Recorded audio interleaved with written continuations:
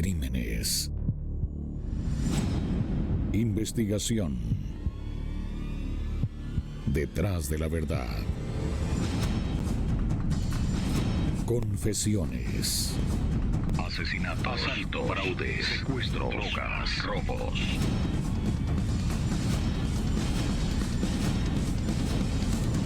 Extra sucesos.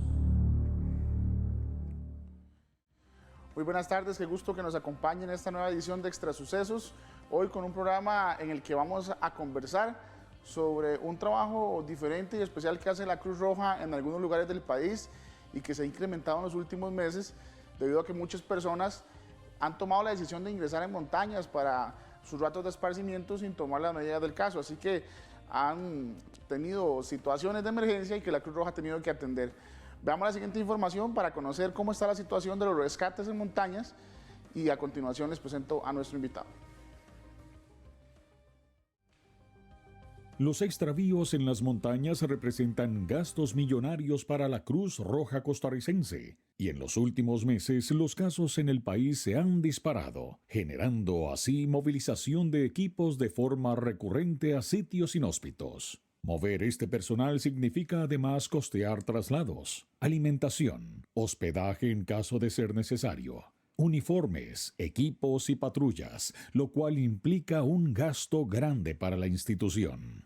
Los costos pueden aumentar dependiendo del lugar, la logística en la cantidad de personal que se requiera, así como días y horas de trabajo que se lleve esa labor en las montañas. Solo a inicio de año, en cuestión de 8 semanas, la Cruz Roja debió hacer 6 incursiones en zonas de difícil acceso por personas que no lograron salir antes de que se fuera la luz del sol o porque se perdieron en su travesía. Esas labores se extendieron por más de 15 horas cada una, las cuales, además de recurso humano, se debió pagar horas vuelo a empresas privadas y en ocasiones hasta reposición de equipos perdidos como radios, uniformes, botas y aparatos GPS. Los sitios más comunes en incursión en la actualidad son Cerro Danta, Cerro de la Muerte, Parque Nacional Volcán Poás, Pico Blanco en Escazú y áreas montañosas de Cartago y Limón.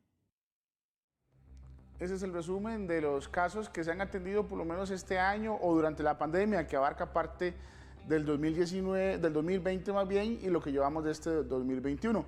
Para conversar sobre estos casos, hoy tenemos el placer de contar con don Jesús Escalona de la Cruz Roja, uno de los jefes de operaciones que amablemente conversará con nosotros sobre la atención que dan en estas cosas, en todas estas situaciones, y que bueno, significa, además de un gasto grande, ¿verdad? Un tema de operación bastante importante para la Cruz Roja. Bienvenido y muchas gracias primero que nada, don Jesús. Buenas tardes a ustedes allá en estudio y a toda la audiencia. Sí, efectivamente, el tema de operaciones en montaña es una responsabilidad que la Cruz Roja ha manejado desde hace muchos años dentro de las instituciones que tienen articulado el sistema de emergencias en Costa Rica, y hemos tratado de mejorar, pero lejos de ser el tipo de incidente que baje en recurrencia, desafortunadamente ha ido en aumento. Entonces nos ha obligado a ocuparnos y a preocuparnos en razón del gran aumento de incidentes que va generando este tipo de actividad. Particularmente, bueno, desde que inició la pandemia, hemos visto, ¿verdad? Y ustedes con sus cifras también lo tienen a mano, que los casos han sido más recurrentes por el tema del encierro, por el tema de que la gente quiere salir, tomar aire fresco, que es normal y que está bien, pero que mucha gente no toma previsiones. Entonces, sí ha habido como un aumento, ¿verdad? En el último año y medio en el país de ese tipo de rescates. Es cierto. Curiosamente, a pesar de las restricciones que las autoridades sanitarias habían impuesto en el país, las actividades recreativas nunca estuvieron prohibidas. No se considera una actividad de turismo, sino una actividad más bien de índole recreativa y en algunos casos hasta de tipo deportiva. Y en ese sentido, se notó un gran incremento, sobre todo cuando se viene el tema comparativo de que hay una disminución en materia de accidentes de tránsito, por ejemplo.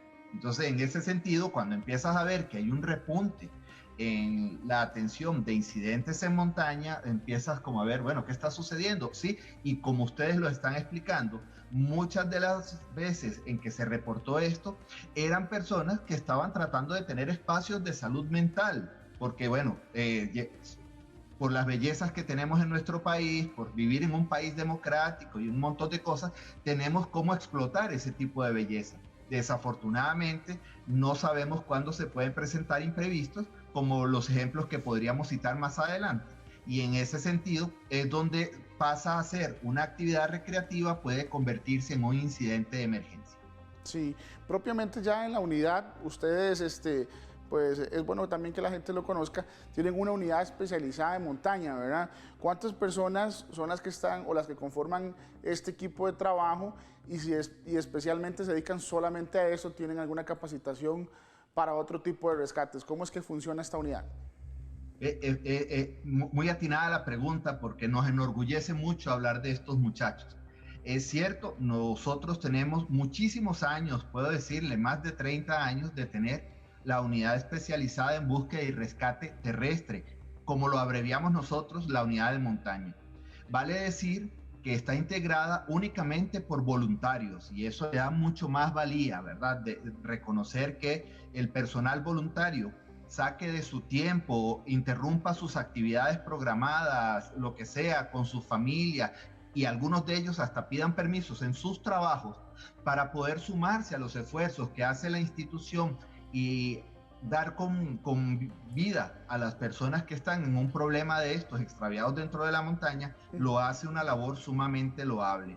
Ellos integran un grupo de aproximadamente 50 personas, pero no significa, y es bueno aclararlo, que para todas las emergencias de montaña tenemos mínimo 50 personas allí. No, algunos no tienen cómo eludir sus propios compromisos, no tienen permisos o lo que sea. Entonces, pero siempre que los incidentes pasan a ser de mayor complejidad, contamos con ellos porque su trabajo primario dentro de la institución es entrenarse y responder cuando se presentan incidentes relacionados con búsqueda de personas en montaña. Incluso para algunos accidentes aéreos hemos tenido que activarlos porque entonces se integran varias patrullas de búsqueda. La mayoría de las veces va liderado por ellos y entonces con el apoyo, con lectura de mapas, con el apoyo de tecnologías como GPS, se realizan diversas patrullas de búsqueda para tratar de dar con el objetivo de interés. Y esto es lo que nos ha permitido eso, porque entonces no son el tipo de voluntarios que los tenemos asignados al servicio de ambulancia, los bajamos de la ambulancia y dejemos de atender un evento, sino que los activamos, vienen y hacen específicamente su labor. Incluso podrían haberlo notado ustedes muchas de las veces que nos han ido a dar cobertura en algunos de los eventos que hemos atendido. Pueden verlo con un uniforme diferenciado que lleva igual los emblemas de la Cruz Roja, pero el color, utilizan el color internacional SAR o de búsqueda y rescate, que es el anaranjado chillón que hemos visto muchas veces. Sí, sí, lo hemos hecho visible y también cuando nos ha tocado trabajar en este tipo de eventos es bastante notable. Es importante eso que usted decía, que ellos pues tienen una especialidad en manejo de equipos de GPS, en lectura de mapas y demás. También entiendo que incluso reciben capacitación, ¿verdad? Incluso a nivel internacional. ¿Qué tipo de capacitación tienen ellos para poder desempeñarse dentro de la montaña? Porque evidentemente mucha gente se pierde por eso, ¿verdad? Porque además de que no conocen, no tiene la experiencia suficiente para hacer un ingreso. Por supuesto que el equipo de Cruz Roja tiene vasto conocimiento y además de eso capacitaciones para poder hacer estos trabajos. Muchas de esas capacitaciones referidas como internacional han sido de los mismos voluntarios que han recibido especialidades como búsquedas en alta montaña y ese tipo de cosas, que las reciben en el extranjero y vienen y las aportan como parte de la currícula de capacitación dentro de la institución. Es decir, me capacito en un tema, entonces ahora regreso y lo comparto con el resto, revisamos cómo estamos en materia de estándares, de procedimientos internos, si hay algo que mejorar, lo actualizamos, y si no, si vemos que los estándares nuestros están alineados o están bastante actualizados, seguimos como vamos. Pero ciertamente muchas de las formaciones o de los temarios que están incluidos como parte de la capacitación que ellos necesitan conocer para poder hacer esa labor, han sido venidos de estándares internacionales. Sí, sí, y está bastante, es bastante evidente la aplicación, ¿verdad? Porque entiendo que van incluso trasladando pues la especialización que tienen a otros compañeros, ¿verdad? Que están acá en el país y tienen ese chance de ir transmitiendo esa información. Me gustaría tocar un tema que es importante porque siempre es relevante el tema de los recursos, ¿verdad? Podemos tener mucha capacitación, mucho personal y todo lo demás, pero esto implica recursos de la Cruz Roja. El hecho de tener que salir a trabajar en estos espacios, el hecho de tener que desplazar a los equipos, implica muchísimas cosas, alimentación, uniformes, hay muchas cosas que tal vez la gente no ve, simplemente nada más ve el rescate, todo el mundo salió bien y perfecto, pero hay todo un protocolo o toda una logística más bien detrás de todo esto que la Cruz Roja tiene que manejar y que implica en un gasto bastante grande, don Jesús.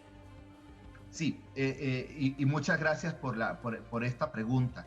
Sí, es importante que las personas entiendan un par de cosas relacionadas a este tema. El primero es que, si bien es cierto, la respuesta para incidentes a personas extraviadas en montaña es responsabilidad de la Cruz Roja costarricense, también lo es que nosotros no tenemos, al igual que en las ambulancias, personas dentro de las bases de la Cruz Roja solamente esperando que alguien se pierda para salir a buscarlo. Entonces, esa primera respuesta, cuando nos dicen, y voy a usar uno de los ejemplos, creo que lo mencionaron ustedes al inicio, Pico Blanco, nos reportan unas personas que se atrasaron, que no salieron, que no tienen contacto, que llevan tantas horas de retraso, X. Esa primera articulación a veces no la dan necesariamente los muchachos de nuestra unidad de montaña, pero la sigue dando la Cruz Roja costarricense, porque entra como un incidente de emergencia a través de la plataforma 911. Entonces ya a partir de allí nos obliga a empezar esa articulación. Entonces, el simple hecho de tener que desplazar un recurso, sea una ambulancia o no, pero un recurso que tenga que movilizarse a un punto X para tratar de dar con mayor información, sobre todo cuando no tenemos contacto telefónico con la persona que se reporta extraviada, ya implica un costo, por risorio que parezca, ya hay un costo, pero más allá del costo que pueda representar movilizarse unos cuantos kilómetros para hacer captura de información, es el costo de qué dejan de hacer nuestros recursos en la base de Cruz Roja que está respondiendo y quién asume las responsabilidades que ellos están haciendo. Es decir, si lo que estamos mandando es un recurso de ambulancia, nosotros tenemos que garantizar que el servicio de ambulancia de la comunidad no se va a interrumpir en razón de dar respuesta para atender esto. Entonces ya ahí tenemos que ver esa duplicidad de recursos para garantizar que respondemos para ir a buscar a las personas o las personas que se reportan extraviadas, sino que además mantenemos recursos en base para seguir atendiendo el resto de las emergencias que no se detienen. Luego viene la cantidad de personas que tenemos que movilizar y eso va a depender de la complejidad del evento. Ya hemos visto que en algunos casos un pico blanco podemos resolverlo con grupos pequeños, entonces a veces con 10 personas hemos logrado solventar la situación, en otras no hemos tenido que mover más, sobre todo cuando además de reportarse extraviados o retrasados, la persona presente alguna lesión física que le impida salir por su propio medio. Eso significa que tenemos que sacarlo camillando. Significa que para hacer un camillaje necesitamos al menos 4 personas, pero 4 personas camillando 2 kilómetros en montaña representa un esfuerzo físico importantísimo y tenemos que meter por lo menos el triple de recursos para que puedan estar haciendo rotaciones. Entonces, de forma tal de que el avance es muy lento, pero van avanzando y no tenemos que estar generando tantos periodos de descanso porque esto es un esfuerzo físico muy importante. Luego de eso, a propósito de un comentario que no sabemos cuál fue la intención que se dio por una búsqueda hace mucho tiempo atrás. No es que nosotros mandemos a los cruzrojistas con hambre, no, es que este tipo de actividades ameritan que las personas necesiten estar bien alimentadas porque allá adentro les vamos a exigir el más grande desempeño. No es solamente caminar en montaña, sino además la posibilidad de tener que andar acarreando equipo y además salir camillando a un paciente. andar cargando equipo que puede representar ayudar a darle hidratación y alimento a las personas que se reportan extraviadas, porque pueden haber tenido un montón de horas más no contempladas en su gira inicial y que pueden estar con hambre, que pueden estar deshidratados, que pueden requerir atención, que pueden requerir una valoración en primeros auxilios. Entonces, ahí empiezas a sumar y a sumar y a sumar. Cuando tenemos que transportar vehículos desde varias bases para completar el equipo de trabajo que se va a requerir, entonces ya estamos movilizando además entre 3 a 5 y depende del incidente, muchos más vehículos. Y entonces vamos sumando y vamos sumando. Entonces ya estamos hablando los costos de las horas hombre del personal, estamos hablando de la alimentación mínima que tenemos que ofrecerles, estamos hablando de la depreciación, combustibles, más los gastos propios de la incursión, que muchas veces no se ve. La gente no necesariamente se alimenta afuera. A veces tenemos que darle alimentación en crudo para que la coman allá adentro, la preparen adentro, en el campamento cuando van a hacer pernocte dentro de la montaña, o en algunos casos alimentos preparados que les permitan una parada rápida para alimentación y continuar. Sí. Para ponerles un ejemplo, algunas de las operaciones que hemos tabulado, aquí mismo cerca, usar el ejemplo de Pico Blanco, una operación de 4 a 6 horas ha representado un costo de hasta 700,000 colones, tomando en consideración que estos no son servicios que nosotros vendamos, no lucramos con estos servicios. El costo, ¿cuánto le representó a la Cruz Roja una operación de corta duración y con un mínimo de personal? Perfectamente podríamos hablar de ahí en adelante. Sí, eso es una búsqueda ligera, ¿verdad? Que llamaría uno porque son búsquedas de unas horas, pero hay búsquedas que son de días, ¿verdad? Que implica, sí, por supuesto, más cosas y por supuesto va subiendo el costo económico, ¿verdad?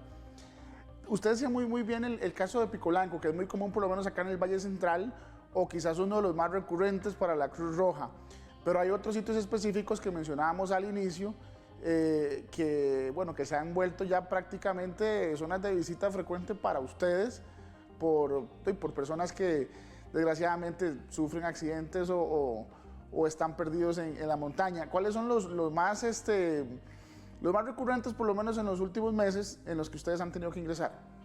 Bueno, se han hecho operaciones en Cerro Dantas y los alrededores, reconociendo que tenemos un país hermoso con múltiples bellezas naturales y que hay que explorarlos todos, ¿verdad? Pero entonces, por recurrencia, este año se nos ha dado mucho Pico Blanco, un par de casos en Cerro Surquí, un par de casos hacia el sector de Acerría Costa y en el sector de Cerro Chompipe, Cerro Dantas e inmediaciones. Aunque las operaciones más complejas se nos dieron en la región de Limón, uno por el sector de Barbilla, donde la persona nunca fue localizada. Se sospecha que ya no era un caso de persona extraviada en montaña, sino de un incidente de naturaleza policial. Sí.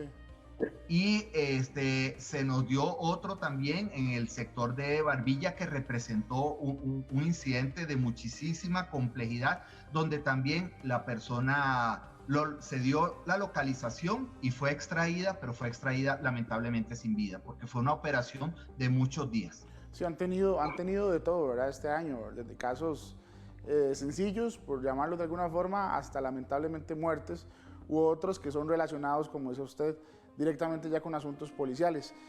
Correcto. Y además de eso, ¿verdad? Hay casos en los que también la falta de preparación y otros aspectos se conjugan, y no solamente de gente perdida, sino también gente rezagada, ¿verdad? Que desgraciadamente no tienen un ritmo de ejercicio para poder soportar algunas caminatas y bueno, quedan, por llamarlo popularmente, tiradas en el camino y ustedes tienen que llegar a auxiliarlos en ese momento. Efectivamente, aquí lo atribuimos entonces a las múltiples causas que generan eventos, incidentes de personas extraviadas en montaña. Y es importantísimo aclararlo. Usted lo acaba de decir, no siempre que se generan este tipo de incidentes es porque las personas estén extraviadas, ¿no? Pero en algunos casos las personas podrían estar cansadas porque no tenían la condición física adecuada para enfrentar las dificultades de la caminata que emprendieron, pueden estar simplemente retrasadas porque tuvieron que hacer una serie de pausas porque una de las personas se hizo más lenta y responsablemente se quedaron agrupados, que es importantísimo. Entonces, muchas veces la respuesta no es para ir a localizarlos, no, se sabe dónde están, pero vienen con atraso, perdieron la luz día, ya no iban preparados con iluminación propia, entonces no saben cómo salir, se activa la ayuda. En materia de causas, podríamos citar, número uno, que muchas veces subestimamos las dificultades que puede representar una incursión de este tipo. Nosotros siempre recomendamos que cuando van a emprender ese tipo de actividades, se hagan acompañados o de un guía de turismo o de una persona vaqueana que conozca ampliamente la zona, que si puede ingresar por un lado y no pudieron regresar por la misma ruta, porque se presentan también deslizamientos o cualquier otro tipo de dificultades, sepa cómo salir por cualquier otra ruta alterna, pero que el tipo de persona que sepa resolver ese tipo de eventos. El hecho de que yo acompañe en una gira a un grupo de personas que ha caminado no me convierte automáticamente en experto, porque inclusive personas que tienen mucha experiencia en algún momento han sufrido extravíos momentáneos, que se desorientan. ¿Por qué? Porque la naturaleza crece y cambia y puede borrar senderos o puede hacer que de repente las rutas conocidas se vean alteradas. Es porque la naturaleza está viva y va presentando cambios. Entonces, otra de las causas que se pueden presentar para este tipo de emergencias es cuando el terreno se pone lluvioso y se genere algún tipo de deslizamiento u otras dificultades que nos obliguen a tomar rutas alternas y en ese momento nos desorientamos. Luego se presentan los accidentes. Estamos completamente expuestos a que se dé un accidente cuando estamos realizando ese tipo de actividades. Y desafortunadamente no siempre tenemos cobertura de telefonía celular como para pedir ayuda. Entonces esto le genera bastante dificultad. En algunos casos las personas realizan incursiones por zonas que resultan muy conocidas, como por ejemplo, vamos a ingresar caminando por la margen del río. Bueno, sí, perfecto, el río no se va a mover, puede alterar sus condiciones, pero el río no se mueve. Pero de repente se presenta una crecida y dificulta que podamos caminar por la orilla, nos obliga a generar una incursión y cuando nos damos cuenta escuchamos el río, pero no sabemos cómo llegar a él. Y se han reportado múltiples casos de personas que escuchan los ruidos de los carros pasando por alguna calle cercana, pero las personas no tienen ni idea de cómo salir. Y esos son como algunos de los muchos ejemplos que podríamos atribuir a las causas de por qué se generan este tipo de incidentes de emergencia. Claro, sí, hay temas muy complejos, ¿verdad? Y complejos como los casos que usted mencionaba, que incluso ya pasan al ámbito policial, que tengo conocimiento por lo menos de este año, el que usted mencionaba de Limón, que era un señor que hizo una incursión en montaña, y el otro señor en Cerro Dantas, creo que fue en Heredia, sí, que son los que no han aparecido, ¿verdad? De momento, y estamos hablando que ya son, no sé, tal vez hace 5 meses que se hizo ese tipo de trabajo y no hubo una ubicación. ¿Qué pasa en esos casos ya cuando ustedes detectan que definitivamente no es un asunto de trabajo o de labor de montaña, sino que ya va más allá? ¿Cómo proceden? Nosotros, como institución, nos gusta mucho trabajar en conjunto con el resto de las instituciones hermanas del sistema de emergencia. Eso en algunos casos ha generado un error de apreciación de decir que la Cruz Roja no inicia acciones de búsqueda si no se reporta previamente al OIJ. No es así, porque los incidentes de personas que se reportan a través del 911 y dicen me encuentro extraviado en tal lugar, nosotros no le pedimos permiso al OIJ para hacer nuestro trabajo. No, lo que hacemos es notificarnos junto con el OIJ para saber si tienen información previa del evento de una persona que nos lo reportan que ya lleva más de 5 días desaparecido. Bueno, pero es que entonces hay una gran diferencia entre una persona que está desaparecida a una persona que se reporta extraviado en montaña. Claro. Como lo que nos acaba de suceder allá en el sector de Alvarado, en Cartago. Desafortunadamente, esta es una persona que anunció según dice la policía, esto no es un invento de la Cruz Roja, es una persona que anunció que quería desaparecer, que se quería alejar de todo. Entonces ya ahí le mete un elemento de naturaleza policial, Claro. porque hay una intención anunciada, a diferencia de cuando nos llaman una persona y nos dicen, mire, mi esposo todos los días para ir a trabajar cruza por esta finca y no apareció. Eso lo podemos tolerar, lo podemos manejar como una persona aparentemente extraviada, sí, o tal vez nunca estuvo extraviada, pero pudo haber tenido una dificultad adentro. Entonces, es el tipo de incidentes que nosotros lo manejamos como las personas extraviadas en montaña, aunque no siempre sea montaña, pero es como está tipificado en la plataforma del 911 y nos obliga a nosotros a actuar. Pero entonces, cuando se dan ese tipo de incidentes, sea que el OIJ maneja el reporte de una persona desaparecida y nos llama para pedirnos colaboración porque somos quienes tenemos las destrezas para ir a hacer este tipo de búsquedas, o que la información que nos está dando la familia que reporta a una persona que hace muchos días no lo ven, nos obligue a nosotros a determinar que el evento tiene más naturaleza policial que naturaleza de índole de emergencia tipo Cruz Roja. Sí, sí suele pasar, ¿verdad? Que hay casos todavía más complejos. Y le agradecemos muchísimo, Jesús, por toda la explicación y la colaboración de siempre, y para que la gente también comprenda cómo funciona el equipo que tienen ustedes en la Cruz Roja. Muy agradecido como siempre. Estamos para servirles y recordar que en caso de emergencia, a favor, activen el sistema 911. Buenas tardes. Gracias, más bien. Y a ustedes también por acompañarnos en esta edición de Extra Sucesos. Los espero en el próximo programa y sigan con la programación de Extra TV. Hasta luego.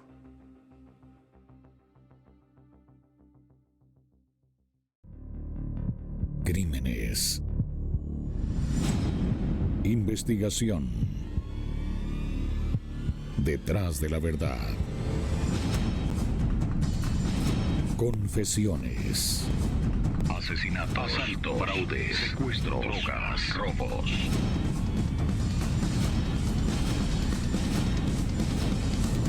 Extra Sucesos.